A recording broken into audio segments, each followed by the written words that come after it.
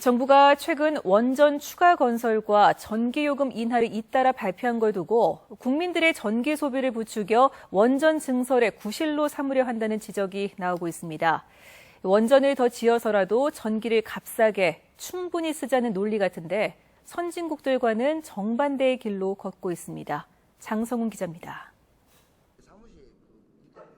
정부는 이달 초 서민 정책이라며 올 7, 8, 9 석 달간의 가정용 전기요금을 인하한다고 발표했습니다. 그러나 정작 혜택을 보는 가구는 전력 소비 상위 45%에 해당하는 중산층 이상, 월 전기요금 4만 7천 원에서 21만 7천 원 사이로 대다수 서민들은 거의 혜택이 없습니다.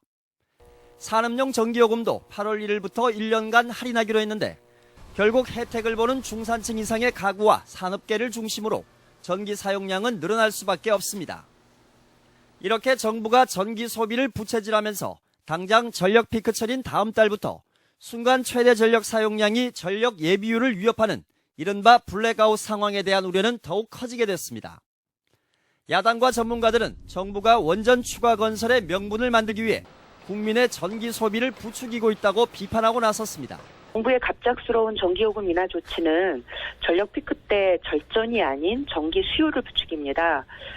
결국 신규 원전 증설로 가는 명분을 쌓고 국민들의 눈을 가리는 정책으로 보고 있습니다. 근거로 최근 발표된 정부의 7차 전력수급 기본계획을 들었습니다. 2029년까지의 전력 예비율 목표치를 22%로 정하고 원전 4기를 추가 건설한다는 계획에서 목표치 22%는 미국과 유럽의 15%보다 훨씬 높아 잘못된 예측이라는 겁니다. 전력 예비율 목표치를 미국과 유럽 수준인 15%로 조정하면 계획한 원전 4기는 지을 필요가 없게 돼 결국 목표치를 과도하게 높게 정했다는 주장입니다.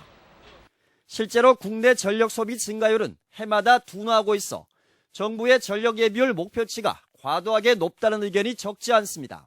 국회 예산정책처의 분석에 따르면 신규 원전을 건설하지 않고 낡은 원전을 다 폐쇄하더라도 전력 공급에는 향후 10년간 아무런 문제가 없다는 것입니다.